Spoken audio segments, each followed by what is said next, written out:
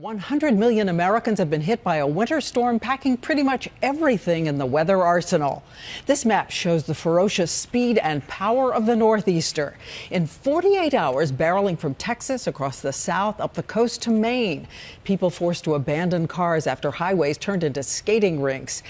And that was if you could dig your car out. These with only the mirrors poking through.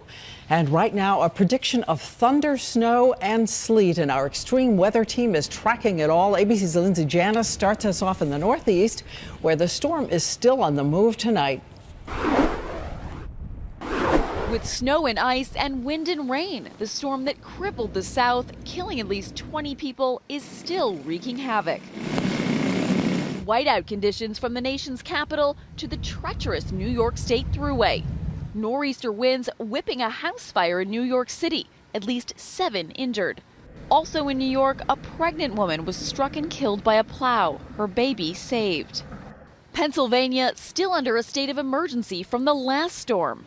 Just outside Philly, we helped 64-year-old Rosemary Augustine dig out. She lost power for nearly 3 days last week and again last night.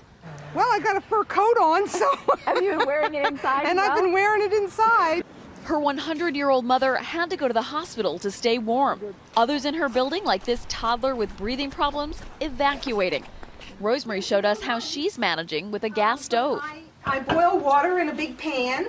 Hundreds of schools closed, but in the nation's largest district, New York, they stayed open. Meteorologists arguing their forecast was accurate and that schools should have closed. New York's new mayor defending his decision.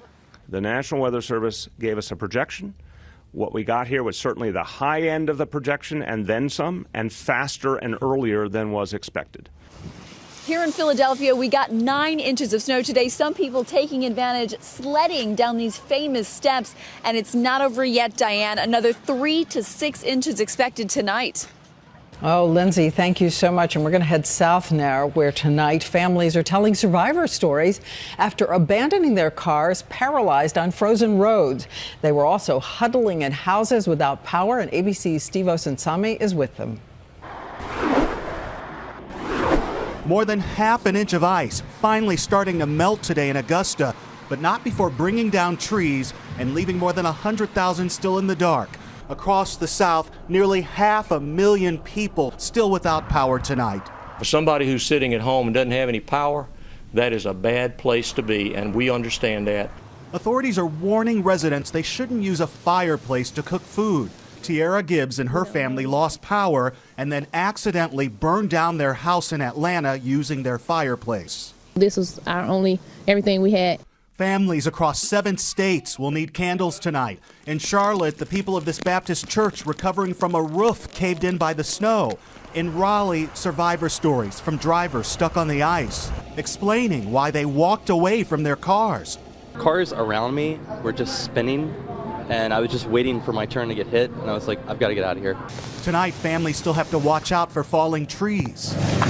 Every time you hear something hit the roof, you come out and run. This is a giant oak tree, and to give you a sense of just how powerful the ice can be, it was brought down not by the wind, not by the snow, but by the weight of the ice now melting below it. And listen closely to the sound of danger. Falling ice from city skyscrapers. Nervous maintenance men came out and blocked off the sidewalks. The building is fine. It just can't melt fast enough. Steve Osunsami, ABC News, Atlanta.